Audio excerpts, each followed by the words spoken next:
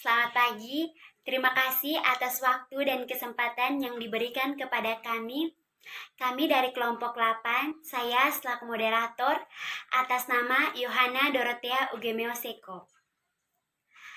Tujuan kami membuat video ini untuk mengikuti ujian tengah semester dengan mata kuliah Fisiologi Tumbuhan. Dosen pengasuh Ibu Wilhelmina Gertrudis Nau, SPD MSI. Materi yang akan kami jelaskan itu tentang respirasi. Dalam respirasi dibagi atas 4 tahap. Yang pertama, tahap glikolisis. Pada tahap glikolisis yang pertama ini, saya akan menjelaskan tahap yang pertama ini. Glikolisis itu berasal dari 2 kata. Yang pertama itu glukosa dengan lisis atau pemecahan. Sehingga glikolisis merupakan serangkaian reaksi penguraian gula atau glukosa heksosa. Yang pertama itu glukosa diubah terlebih dahulu menjadi glukosa 6-fosfat dengan bantuan enzim heksokinase. Pada tahap ini memerlukan ATP atau adenosine trifosfat yang dapat melepaskan energi untuk diubah menjadi ADP. Kemudian glukosa 6-fosfat diubah menjadi fruktosa 6-fosfat yang akan dikatalis enzim fosfoheksosa isomerase. Fruktosa 6-fosfat diubah menjadi fruktosa 1,6 bifosfat.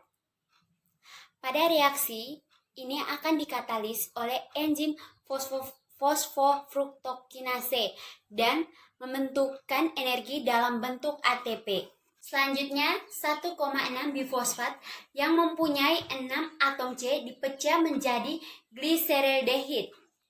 3 fosfat yang memiliki 3 atom C serta dihidroksil aseton fosfat yang mana proses reaksi yang terjadi dikatalis oleh enzim aldolase. Pada 1 molekul dihidroksil aseton fosfat yang terbentuk selanjutnya diubah menjadi gliseraldehid 3 fosfat dengan bantuan enzim triosa fosfat isomerase yang mana enzim tersebut bekerja secara bolak-balik.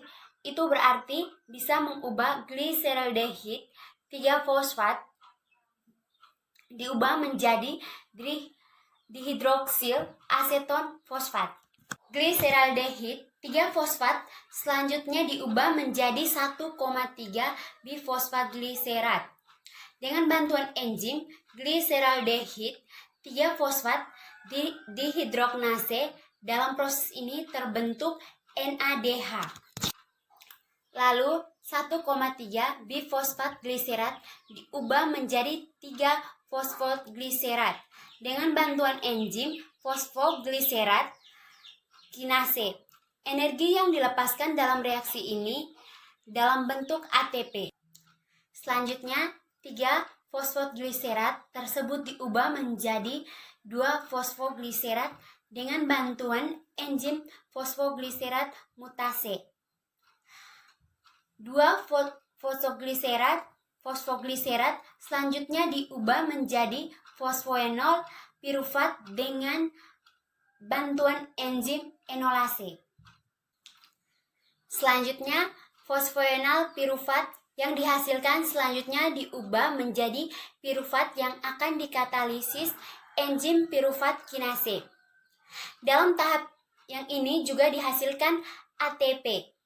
Pada keadaan yang terdapat oksigen, asam pirufat yang ada kemudian akan masuk ke dalam tahap dekarboksilasi oksidatif serta siklus Krebs guna memperoleh energi yang lebih lanjut. Sekian dari tahap yang pertama. Selanjutnya tahap yang kedua saya berikan kepada pemateri yang kedua. Baik, terima kasih atas waktu dan kesempatan yang diberikan. Perkenalkan, nama saya Merlina Barakangin, nomor induk mahasiswa 1411848.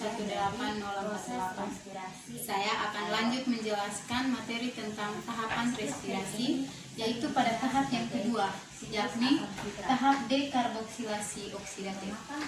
Dekarboksilasi oksidatif adalah reaksi oksidatif yang menyebabkan berkurangnya komponen karbon, merupakan reaksi pengubahan asam pirufat menjadi asetil koenzim A dengan melepaskan karbon dioksida atau CO2. Nah, dalam tahap dekarboksilasi oksidatif ini, pada asam pirufat ini dia memiliki 3 atom. Nah, 3 atom ini dia akan kehilangan 1 atom dan tinggal 2 atom sehingga membentuk yang namanya asetil koenzim A. Sehingga dekarboksilasi oksidatif ini akan merubah asam pirufat yang berada di dalam sitosol menjadi asetil koenzim A yang berada di dalam matriks mitokondria. Nah, di dalam dekarboksilasi oksidatif ini ada 3 tahap perubahan, di mana tahap perubahan yang pertama itu asam pirufat.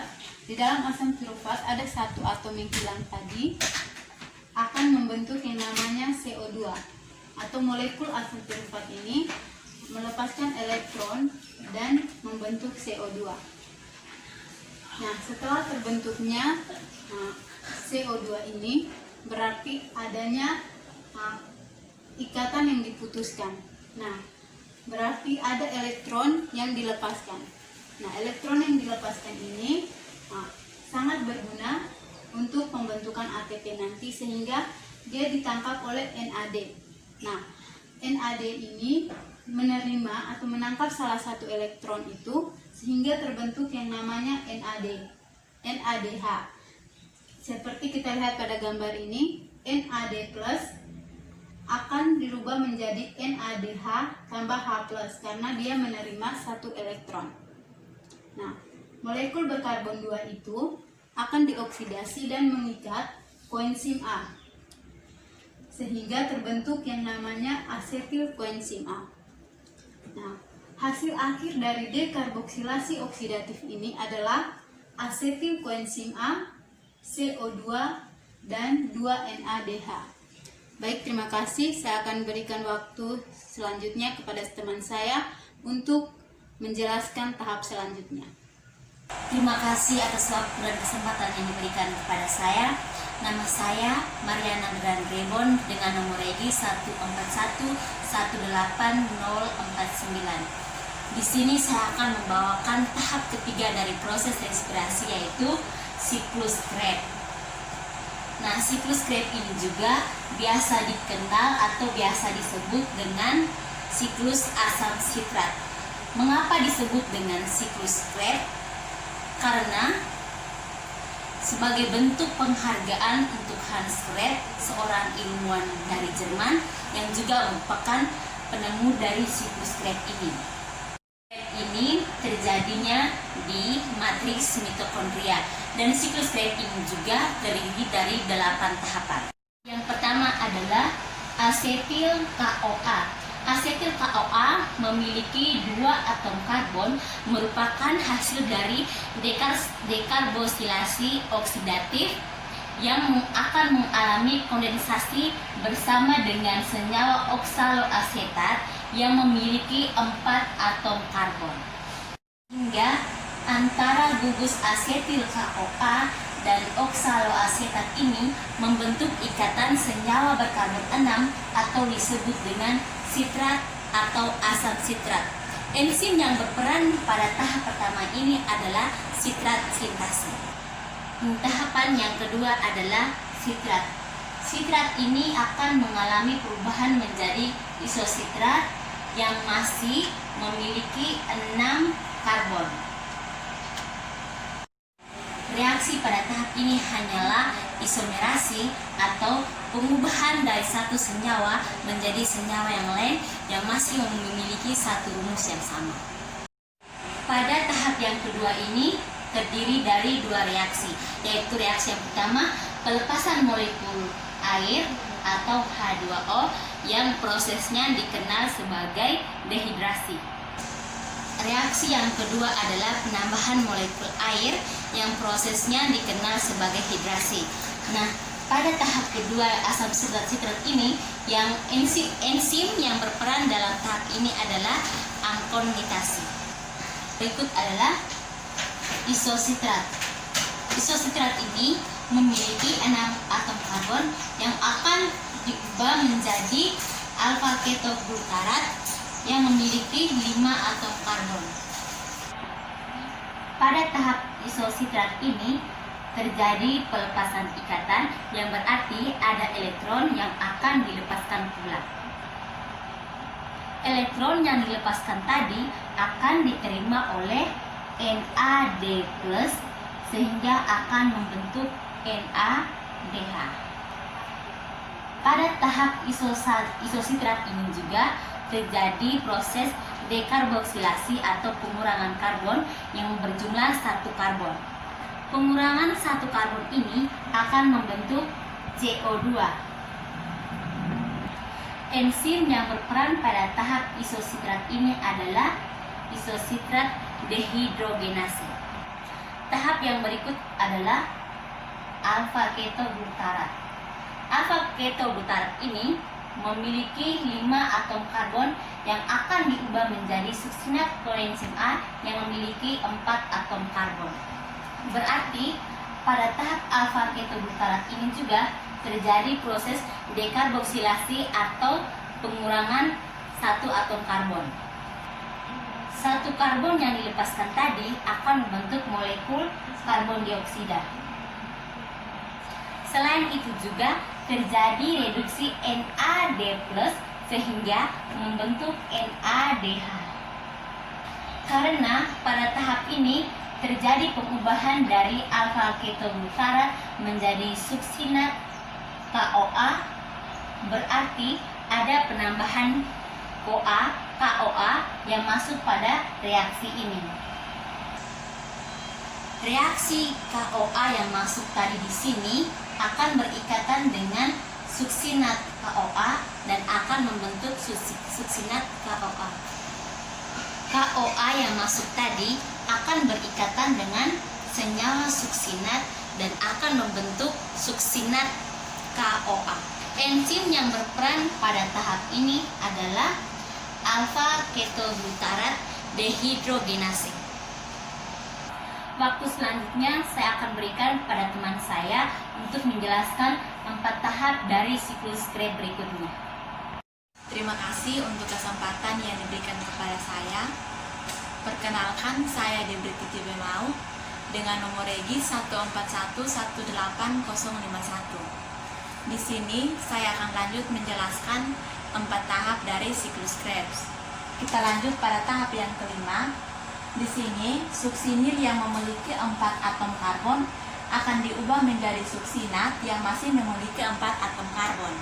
Nah, pada tahap ini tidak terjadi pengurangan atom karbon seperti pada tahap sebelumnya. Tetapi terdapat beberapa reaksi, yaitu fosfat inorganik atau PI, pada tahap ini akan berperan sebagai pemutus ikatan koenzim A pada suksinil. Sehingga pada tahap ini koenzim A akan dilepaskan dan fosfat inorganik akan berikatan dengan GDP membentuk GTP. Namun pada beberapa hasil fosfat yang membentuk GTP akan ditransfer lagi ke ADP membentuk ATP. Baik GTP ataupun ATP, keduanya memiliki energi yang setara. Nah, enzim yang berperan pada tahap ini adalah suksinil KOA sintase. Tahap yang ke-6, suksinat yang memiliki 4 atom karbon akan diubah menjadi fumarat yang memiliki 4 atom karbon pula. Nah, pada tahap ini terjadi pelepasan elektron sehingga elektron akan ditangkap oleh NAD membentuk NADH 2 kali. Nah, enzim yang berperan untuk mengkatalis senyawa suksinat menjadi fumarat adalah suksinat dehidrogenase. Pada tahap yang ke-7 terjadi pengubahan fumarat menjadi malat. Nah, enzim yang berperan pada tahap ini adalah fumarase.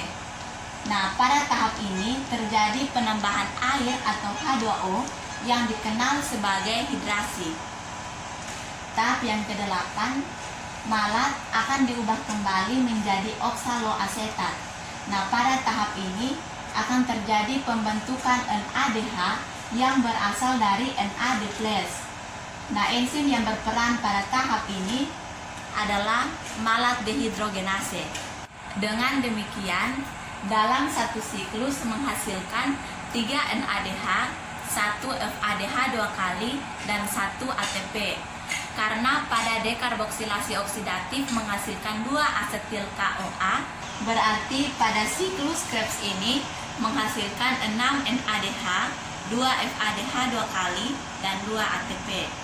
Waktu selanjutnya saya berikan kepada teman saya untuk melanjutkan penjelasan tahap respirasi yang berikutnya. Baik, terima kasih untuk waktu dan kesempatan yang diberikan pada saya. Nama saya Yohanes Padujolo, nomor regi 141180054. Di sini saya akan menjelaskan tentang transport elektron. Nah, di sini yang dari transport elektron yang akan diubah itu menjadi 2 bagian. Satu NADH, yang kedua FADH. Nah, di sini saya akan menjelaskan tentang NADH. Untuk FADH-nya nanti saudara Rendam yang akan menjelaskan. Baik, di sini NADH akan diuraikan menjadi NAD+. Nah, elektronnya akan dibawa masuk melalui kompleks protein 1, kemudian diteruskan ke koenzim Q. Nah, di sini setelah melewati kompleks protein 1, di sini dia menghasilkan 1 ion hidrogen. Nah, kemudian dari koenzim Q dia juga membawakan elektron ke sitokrom C. Nah, sitokrom C melewati kompleks protein 3. Nah, setelah melewati kompleks protein 3, di sini dia juga menghasilkan 1 ion hidrogen. Kemudian dari sitokrom C dia juga membawa elektron ke matriks mitokondria melewati kompleks protein 4.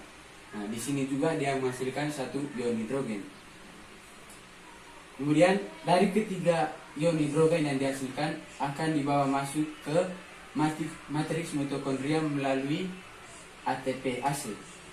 Kemudian untuk 1 ion hidrogen yang dibawa masuk akan mengubah 1 ADP menjadi 1 ATP. Nah, di sini dapat disimpulkan bahwa 1 ion hidrogen yang dibawa masuk akan menghasilkan 1 ATP. Nah, karena di sini ada 3 ion hidrogen yang dibawa masuk, ion hidrogen yang dihasilkan, maka di sini ia akan menghasilkan 3 ATP untuk 1 NADH. Nah, hanya itu saja penjelasan dari saya tentang NADH. Nanti untuk FADH-nya saudara Rendam yang akan menjelaskan. Terima kasih. Nama saya Sustenis Ramendam, NIM 141180052. Di sini saya akan menjelaskan tentang transport elektron dari FADH2. FADH2 diuraikan menjadi FAD+. Proteinnya dibawa masuk ke koenzim 2 dan diteruskan ke koenzim Q dan dibawa masuk ke dalam sitokondrium C melalui kompleks protein 3 yang menghasilkan 1 hidrogen. Sitokrom C dibawa masuk lagi ke dalam matriks protein melalui kompleks protein 4 menghasilkan 1 hidrogen. Pada kompleks protein 3 menghasilkan 1 hidrogen dan kompleks protein 4 menghasilkan 1 hidrogen.